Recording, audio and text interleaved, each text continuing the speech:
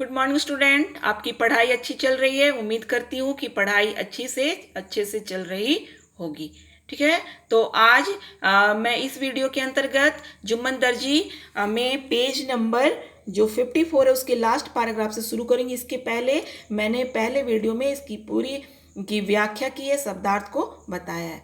तो यहाँ पे मैं देखूंगी यहाँ लास्ट पैराग्राफ में जुम्मन का घर बाहर से बहुत नहीं। जब लेखक जुम्मन से मिलने के लिए गए तो उन्होंने देखा कि घर बाहर से बिल्कुल भी नहीं बदला है ना। 2 बकरियां पहले भी रहती थी, आज भी है, लेकिन गाय भैंसे नहीं थी। इससे पता चलता है उसकी उनकी घर की आर्थिक स्थिति खराब हो रही थी। बाहर जो तख्त पड़ा था, तख्त मतलब शब्दार्थ में देखिएगा चौकी है ना, उसमें वो कई जगह से टूट गया था। पिछले दिनों जुम्मन के यहाँ जब बहुत अधिक भीड़ हो जाया करती थी, जब बहुत लोग कपड़े सिलवाने के लिए आया करते थे तो वहीं बैठकर इंतजार किया करते थे।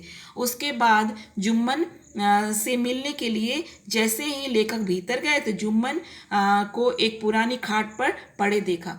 मुझे पहचान कर उन्होंने उठने की चेष्टा की और खांसने लगे। कुशल मंगल के बाद उनसे बातचीत हुई और उसे सुनकर मैं उदास हो गया। उनकी करुणा की कहानी युग का इतिहास थी। वे धीरे धीरे बताए किस प्रकार से उनकी आर्थिक स्थिति खराब हुई, उसके बारे में उन्होंने यहाँ बताया।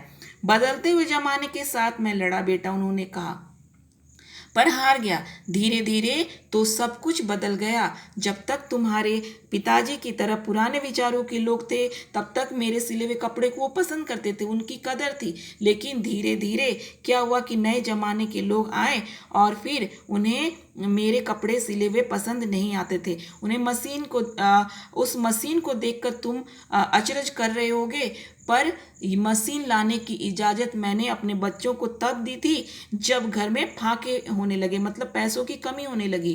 गांव के लोगों को जब विलायती कपड़े अधिक पसंद आने लगे थे तब हथकरघे पर तैयार मोटे कपड़े लेने उन्होंने बंद कर दिए और जुलाहे अपनी रोटी कमाने के लिए शहर से सिलाई मशीन लेकर आ गए। उनके लड़के शहर में रहकर नए ढंग के कपड़े काटना सीना सीख आए। गांव के लड़के इन्हीं नए फैशन के कपड़ों को पहनना पसंद करने लगे, है ना। वे कम पैसे में लेकर जल्दी सिलाई कर देते थे। आने दो आने में उनका काम बन जाया करता था।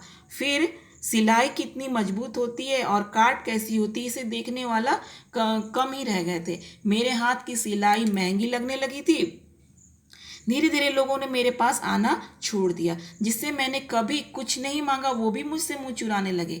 मैं तो रूखी सूखी खाकर भी चला लेता, लेकिन लड़का मेरा है वो मान ही नहीं रहा था। 2 साल पहले मशीन खरीद कर वो लेकर आ गया। अब रोटी की तो तंगी नहीं है, रोटी तो हमें मिल जाती है, पर घर की रौनक चली गई। तुम देख ही रहे हो बेटा, अब तो एक पाव अगर मट्ठा भी खरीदना है ना, जलाने के लिए उपले भी ले जरूरत पड़ेगी तो उसे भी खरीदना पड़ता है। उपले मतलब गोईठा, आग जलाने के लिए गोईठे भी अब मुझे खरीदना पड़ता है। यह सब मैं सह लेता बेटा, पर पास पड़ोस में जब शादी विवाह होता है और जुम्मन को कोई पूछता नहीं तो मेरी छाती फट जाती है।